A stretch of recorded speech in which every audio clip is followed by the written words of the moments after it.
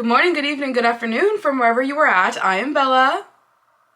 And I know I'm a few weeks late to the party, but I thought I would join the little bandwagon here and do a tier list of all the books I read in 2023. I read 38 books in 2023. My goal was 30, so I'll take it. Let's just jump right into it. My categories are as follows. Starting from the top, we have When I Die, Bury Me with These Books. Very self-explanatory. I'm obsessed with them. I can't stop talking about them. And when I die, I want them in my grave with me. Granted, I don't want to be buried. I want to be cremated, but that's besides the point. Next down, we have Top Reads of the Year. Very simple. They were really freaking good. They were really, really good, and I loved them, but they just don't hit the bury me with them level, if that makes sense. Next, we have I Had a Good Time, that's for sure. I had a good-ass time reading it. I enjoyed it. I liked reading it. It was a good time. Maybe I cruised through it. Next down, we have Not the Best, Not the Worst. So, essentially, mid. The book was mid. Then we have I Think I Read This, meaning I definitely read it, but I don't really have a recollection of what even happened. Lastly, very bottom of the list, we have I Wished for Death While Reading. That could be pretty extreme, but there are some books that I just did not really enjoy myself while I was reading it, and I couldn't wait for it to be over because I will not DNF a book. Obviously, let's do a little disclaimer. Everybody has their own taste, everybody has their own opinions. Whatever yours are, great. Don't hate me for mine, please. Let's get into it. I have my notes, and I put all of the books I read in alphabetical order. For what reason? I don't know, but I did. Firstly, we have 4.48 Psychosis. This was a play that I read for research for the play that I wrote. I really enjoyed it. It's very, very heartbreaking. It's really sad, but Sarah Kane has a way with words that I truly understood. Oh gosh. It was a really short read. I'm gonna put it in I Had a Good Time, that's for sure. I had a good time reading it. It was a very quick read, so. Next, we have The 5 a.m. Club by Robin Sharma.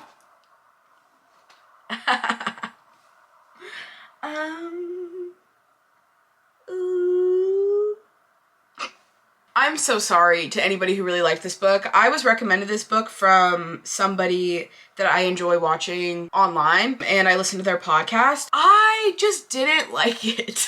Felt really boring to me and never ending, if you will. It's kind of like a self-help book disguised as like a fiction. It just felt like it said the same stuff over and over, and I wasn't clicking with any of it actually. So yeah, I wished for death. Next we have The Assassin's Blade. I read the entirety, almost the entirety of the Mossverse this last year. I read A Court of Thorns and Roses, and I read the Throne of Glass series, void of Kingdom of Ash, because I just finished that like the other day. The Assassin's Blade was such a good prequel. I read it third in the series, so nobody come at me. Sarah J. Maas did say that that's the preferred reading order, so it's not like I'm right or wrong or anything. But it was so good. There was romance and friendship, betrayal, plot twists. It was just a good time. I rated it 4-star, and I'm gonna have to say it's one of my top reads of the year. I thoroughly enjoyed it. Okay, I really liked it. I also read the Shatter Me series this year, and I'm a grown woman. I get that. I'm in my 20s, but I felt left out, and so I felt like I needed to read it. I'm definitely not the target audience for this series at all. I didn't rate any of the books 5 stars. They didn't really get too high up there for me, but I had a really great time reading the series. It just wasn't like life-changing for me like it probably would have been if I was 14. Granted, I had a good time reading it. Believe Me is the last novella in the series, and I really liked it. I love a good novella. It was romantic, and it was cute, and it was cozy, and I love different POVs, and I loved reading Erin's point of view in this book. I'm just gonna say not the best, not the worst. Or I'm gonna keep it there. Okay, I'm gonna be honest, I read this in like March of last year, so my recollection isn't the best. But I don't think my recollection isn't the best because it wasn't good. I remember having a really great time reading it. I remember giggling, kicking my feet. I love a good enemies to lovers. So we're putting her in a good time, that's for sure. This is the only Emily Henry book I've read so far, so I need to try more. Here we have the ACOTAR series. First up is A Court of Frost and Starlight. This was the coziest little novella ever. I loved it. I love different POVs, and I love that it's kind of like Christmassy, and I had a good time, so we're putting it up here. Okay, A Court of Mist and Fury, we all know where this is going. When I die, bury me. Bury me with A Court of Mist and Fury. It was just so good. I love found family tropes. I love that. Of course, enemies to lovers. Reese, I love him.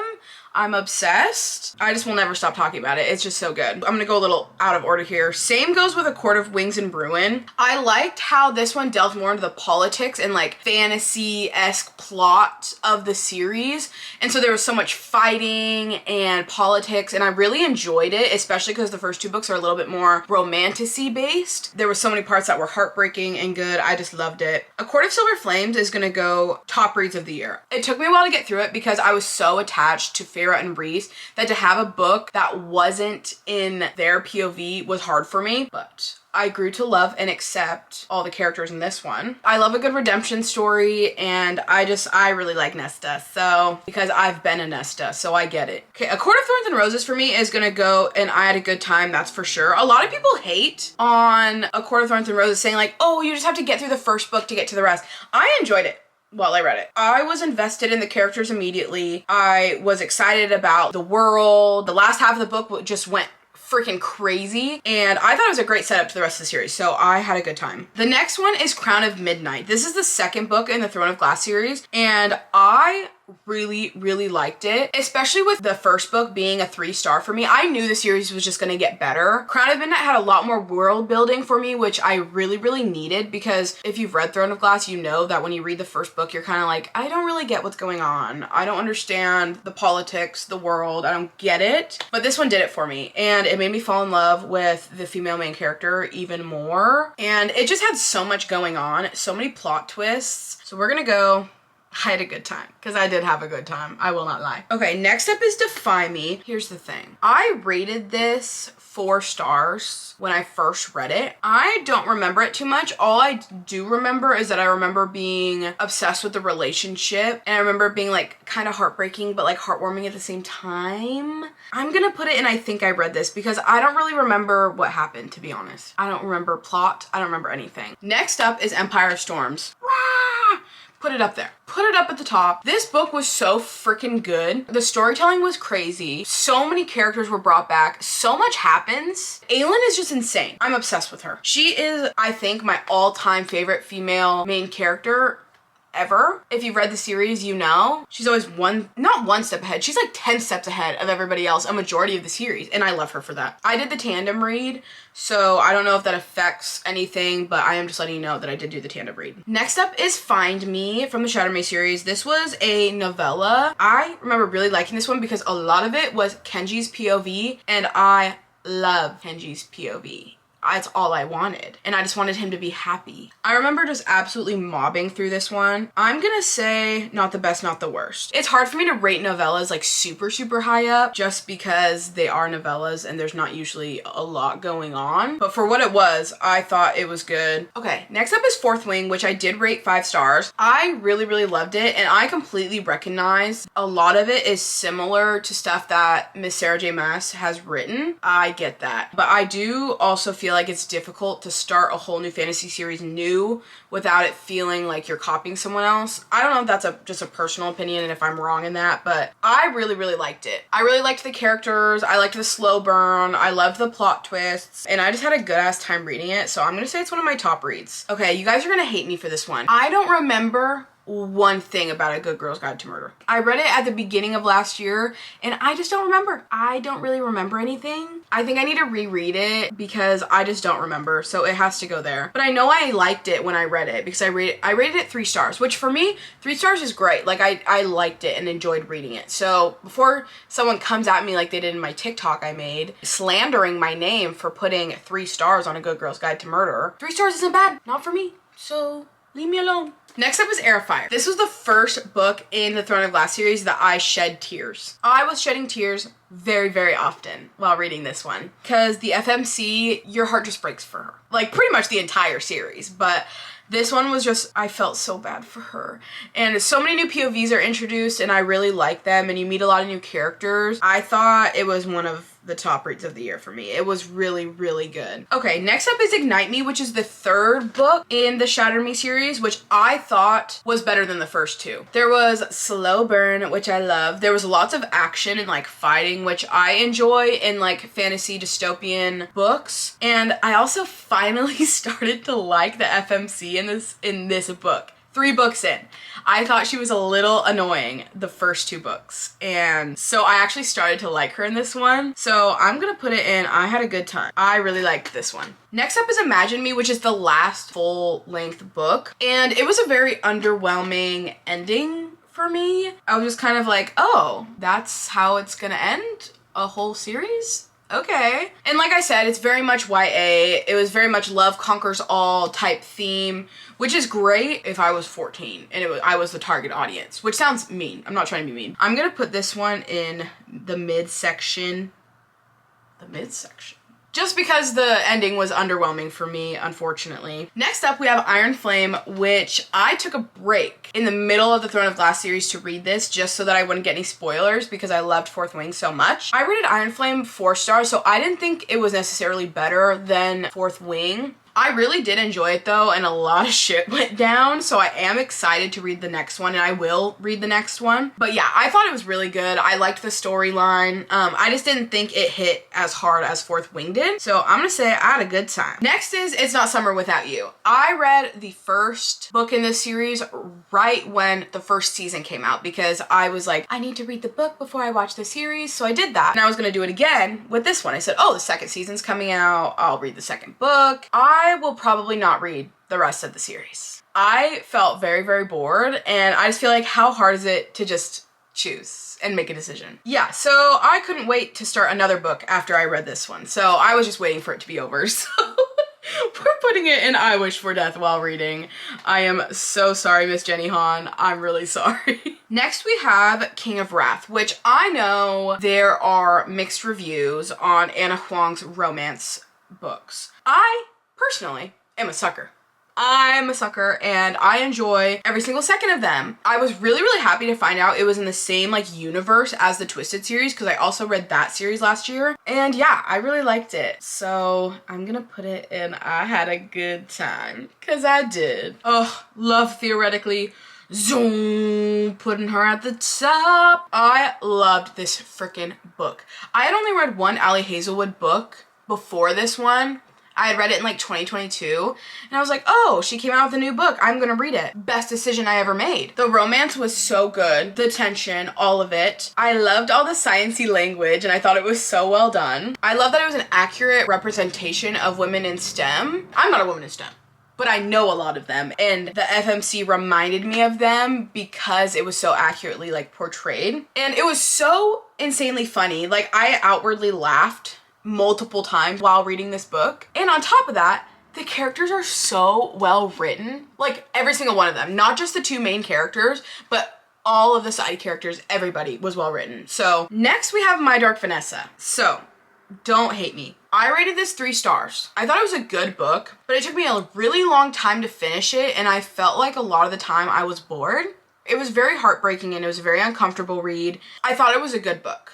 I thought it was well done. It just wasn't really for me. I did end the book feeling better than like when I was in the midst of it. You know what I mean? I enjoyed it more once I finished it and like read the ending, and I like felt relief and grief for the main character. So I'm putting this in the mid category just because it wasn't for me. Next up, we have Queen of Shadows, which was the first 5-star book in the Throne of Glass series for me. I really, really loved it. There were so many characters in this book and so many like POVs. You're invested in every single one, which can be really, really hard. And I just wanted every character to be happy and get a break, and I just thought it was really, really well done. So much stuff, like I say that all the time, but like so much happens in this book. I'm gonna put this one in my top reads of the year. It was so good, and I know a lot of people feel that way about this specific book in the series. They really like this one, so it was a good one. Next we have Restore Me. I was gagged during this book. The plot twist and the action and the story had me like, what the hell is going on? And I'm a sucker for multiple POVs, so I had a good ass time reading that one.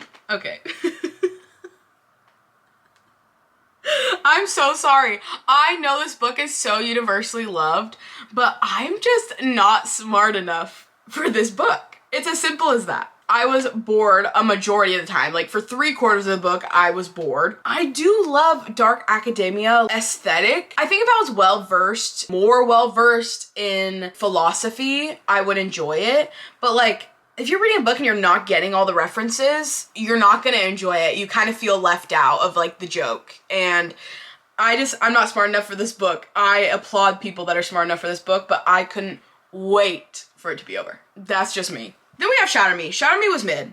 It was like a very, very easy read. Super YA, like I said, not the target audience. I was invested in the plot though, enough to obviously keep reading the whole series. So yeah, it was just mid. And then we have This Is Our Youth, which is a play that I read. Again, mid. It was all right. It's a coming of age story, which for me, coming of age is either really boring or really well done and I'm obsessed with it. There's kind of no in between. With movies, books, plays, whatever. This one just like didn't really do it for me. Alrighty, Throne of Glass, I had a good time. It was only a 3-star for me. It was kind of the same with like A Court of Thorns and Roses, how it's such a great start to the series, but you knew everything was just gonna get better. I was instantly in love with the FMC. I was instantly invested in like the world and what was gonna happen, so had a good time. This is an unpopular opinion. Tower of Dawn is getting buried with me when I pass away. I thought this book was so freaking good.